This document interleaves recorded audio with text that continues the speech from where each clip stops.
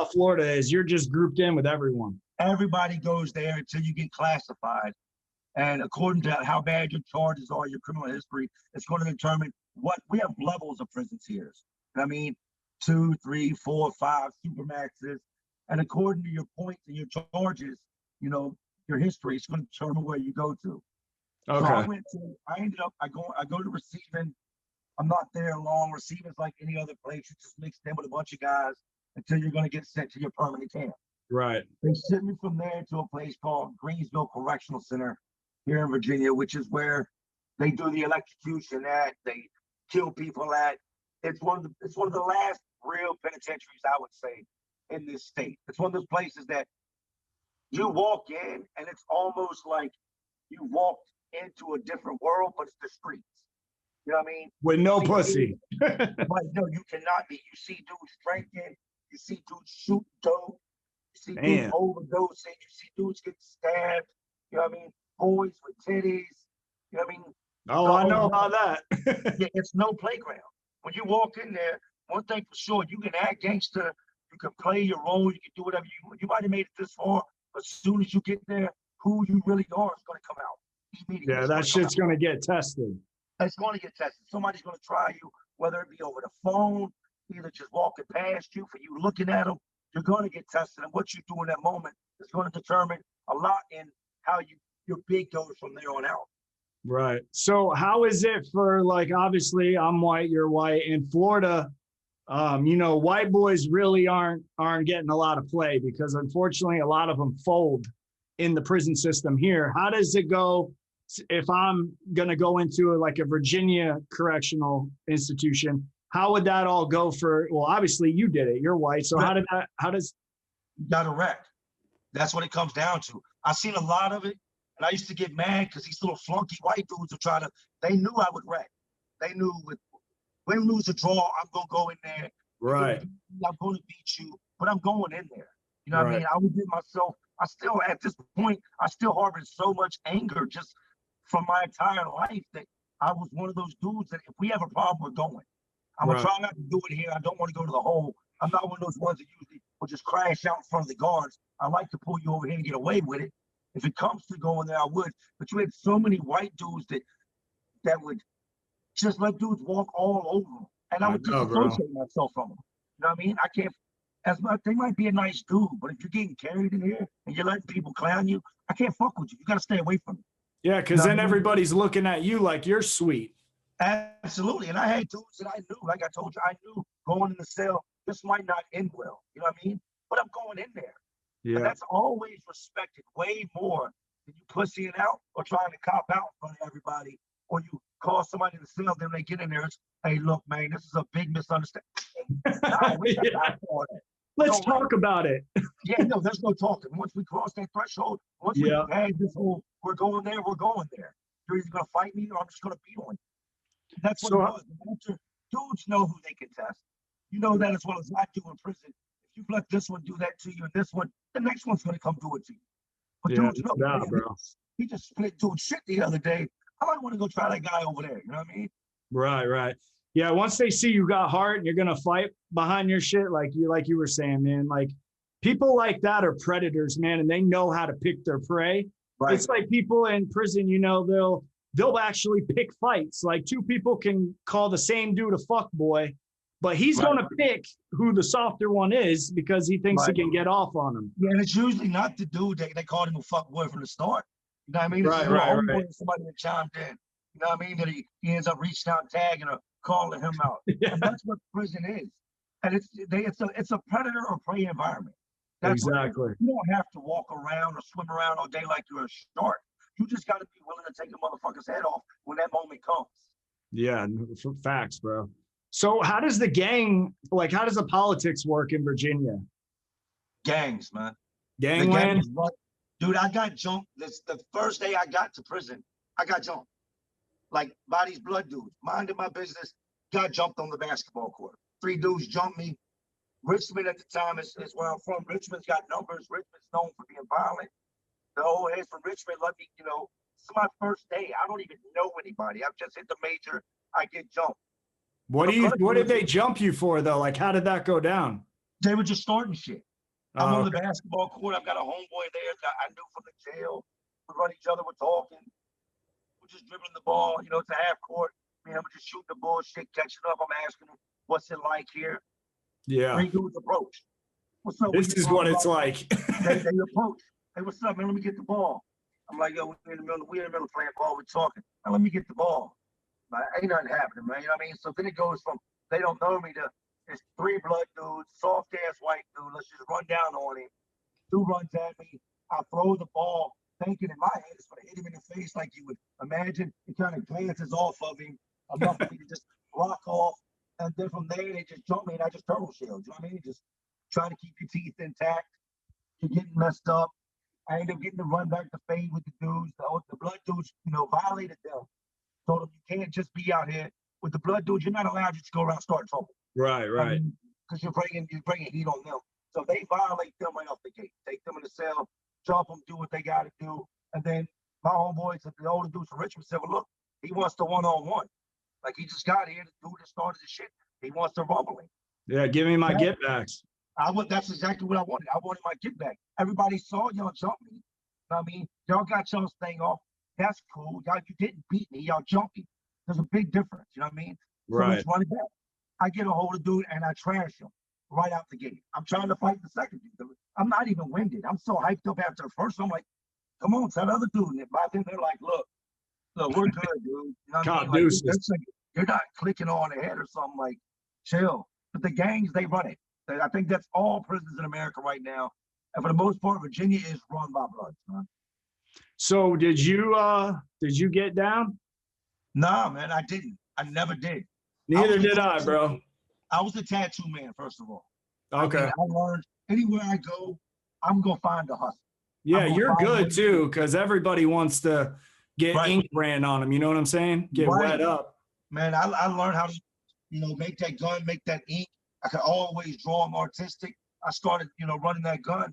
And from running that gun, that supplied all the money I had. I had homeboys come to me and ask me, what's up? You trying to be GD? You trying to be Crip? You trying to be this? And I'd always tell them no. You know what I mean? No, I'm good, man. I said, look, I got enough problems of my own. You know what I mean? Like, I can handle my problems, but I came in as Jay, I'm gonna leave out as Jay, man. Yeah, that's exactly what I thought. I just did my own time. That's really what it came down to. Me being a tattoo dude, it was crazy because so many people rocked with me. You know what I mean? Like I might get into a confrontation with somebody and I've got 7 unfinished tattoos going on in the pod. Yeah. I mean, so they're gonna handle that shit. They're like, yo, the tattoo man can't go to the hole. You know what I mean? Like I will beat your ass here before Jay goes to the hole, man. Yeah. So when you were in prison that time, I heard you say in the beginning, man, that it wasn't halfway until your bid when your mind state started to change a little bit. What do you think caused that to start like taking place? You have to get tired, man. And that's what happened with me. I got tired. I've been sitting in this cell. I was probably 7.5, 8 years in. And I remember it clearly, man. I was looking out my window. They like to throw prisons in the middle of nowhere so that if you escape, it'll take you like forever to get to civilization. Yeah. There's always like wildlife you'll see outside the fence. You'll see deer and rabbits and stuff. Yep. So I'm sitting there and I'm looking at these. I'm watching the perimeter vehicle go by. They've got the spotlights on the yard, the tower. And I see these deer standing in this field. And I'm thinking to myself, they're free. I don't even have the same rights as a wild animal. And at that point there, Doc, to be honest, man, everything came full circle. I got tired. I got pissed off at myself, upset, angry. I got up, walked to my cell door, looked out at the day room and at all the other cells, went and sat down on my bed. And I was about 8 years in when it set in on me what I had done to myself, what I had done to my life, who I had become, what my life had become. Yeah. And it wouldn't go away. Every day it stuck with me.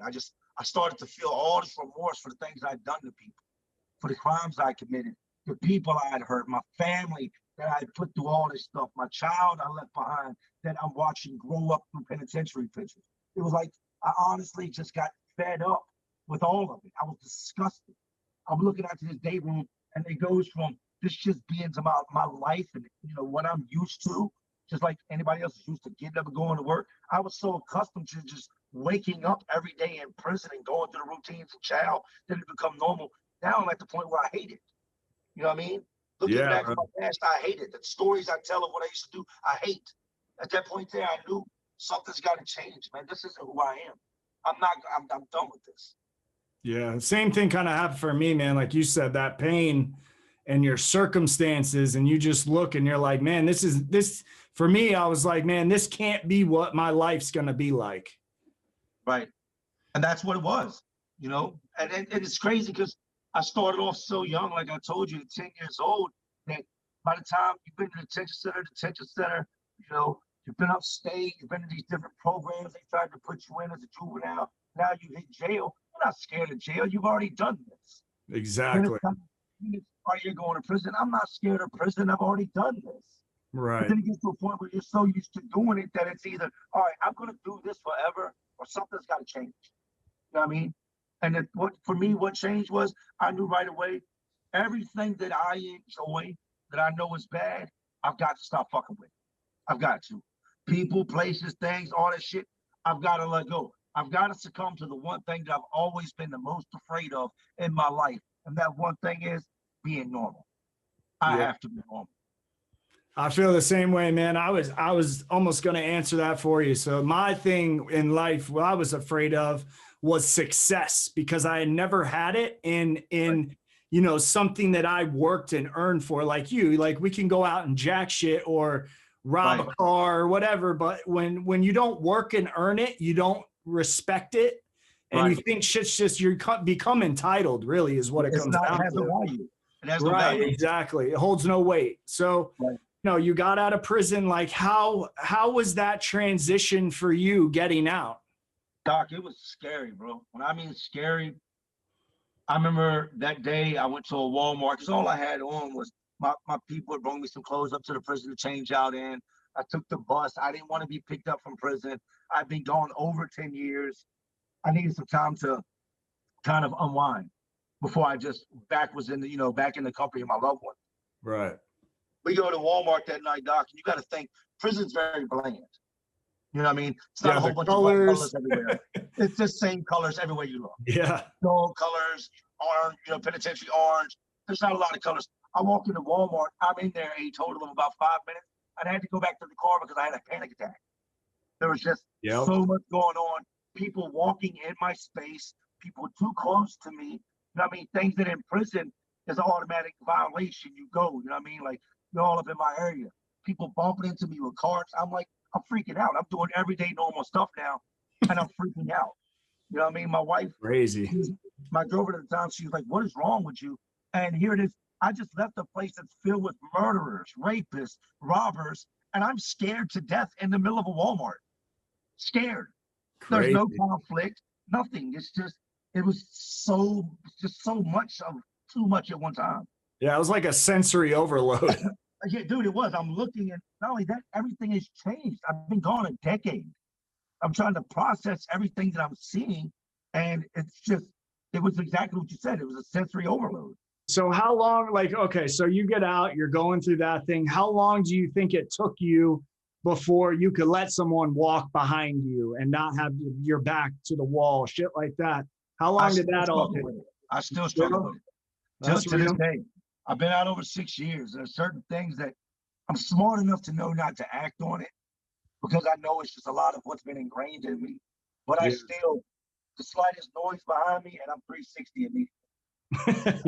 Keep your head on a swivel. Right. And, you know, a lot of guys fail. This is where I think a lot of guys fail, Doc. They get out of prison and they go back to these same dudes. They go back to these same areas, these same neighborhoods, and all these people that forgot about them. Yep. Now, your mom or your brothers and sisters or the ones that were there are the ones you neglect. You know what I mean? They're the last thing when you want everybody to see you. Look at me, I'm swole, I'm home, I'm tattooed up. That's where dudes fail. This time around, I got close to my family. You know, my brother-in-law got me a job the day after I got out, and you know, he said, "Look, the guy knows you're an ex-con. He knows you just got out. He wants to talk to you." And I'm in Stolen, Florida. It's for like chump change, but it's a check. You know what I mean? It Yeah. beats me getting a pistol and finding a pack. And the reason I'm telling you this, I'm trying to get into how I got to where I'm at today with owning a business. This guy, I work for him. He tells me, "Look, I already know about you. You get one chance, your ass is out the door." I said, look, man, I'm not like that no more, man. I know you already know, but that's the past. That's not who I am. I know. Nice to meet you. Hey, how you doing? So I work for him for a while. He tells me, get you your license back and I'll give you a raise. I am like smoking these dudes he's got me working with. These guys have been doing this shit 20 years. I've been doing this shit 6 months. And I'm doing better work than y'all, and I'm doing it faster than y'all. You know what I mean? I'm a good worker. I'm a hard worker. Yeah. But you're paying me like $10 an hour.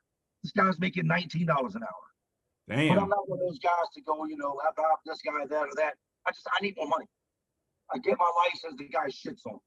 Will not give me a raise, clowns me, pays me off, tells me, hey, I got to take a phone call. Phone's not even ringing. Picks the phone up and starts dialing a number to get me out of his office. Damn. That's it. I quit. I leave. I post an ad on Craigslist, and it was pretty simple. I said, I can fix anything. You know what I mean? You buy it, I'll flip it. We both make the money. Put a nice nice paragraph or so, and I start getting little hits, and it's really nothing. My wife is freaking out. You know what I mean? She's like, yo, you just quit your job. You know what I mean? And we're living in this shithole neighborhood, in this shithole house. And I'm like, look, I'm going out in the nighttime, tattooing in the projects. You know what I mean? I come in from that job, throw my backpack on, head to the projects and tattoo. And then I get a call one day from a guy. He says, look, I'd like to meet with you. Come out, give me a quote on a house. I give him a quote on the house. He accepts it. And it's now 6 years later.